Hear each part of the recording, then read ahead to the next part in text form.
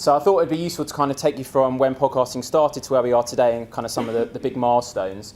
So podcasts have been around since 2004 when the term kind of first was used. BBC become early adopters straight away, as you might expect, and they still are, of course, BBC Sounds, which you can come onto later on. In 2005 as well, they become available on iTunes, so I'm sure that's kind of the platform where a lot of you still consume your podcast content. Then this idea very early on that important messages were put across as podcasts, so President Bush's weekly address becomes available as a podcast really early on.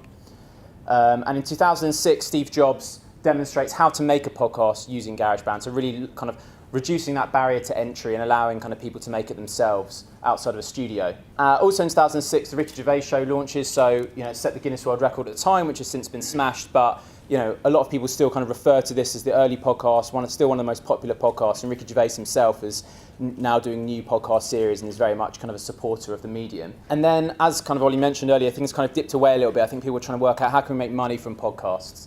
If you fast forward, you'll see kind of where that happens, but in 2013, Apple announces 1 billion podcast subscribers. Things are kind of starting to tickle along.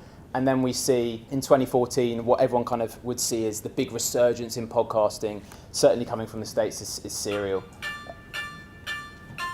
I think what I really like about this quote here is it talks about the kind of level of ambition that had not really been seen in podcasting before.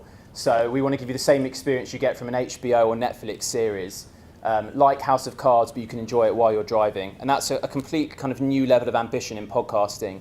Serial, of course, is one of, if not the most successful and popular podcasts of all time. From last year, 50 billion all-time episode downloads and streams. So that kind of shows how far things have come.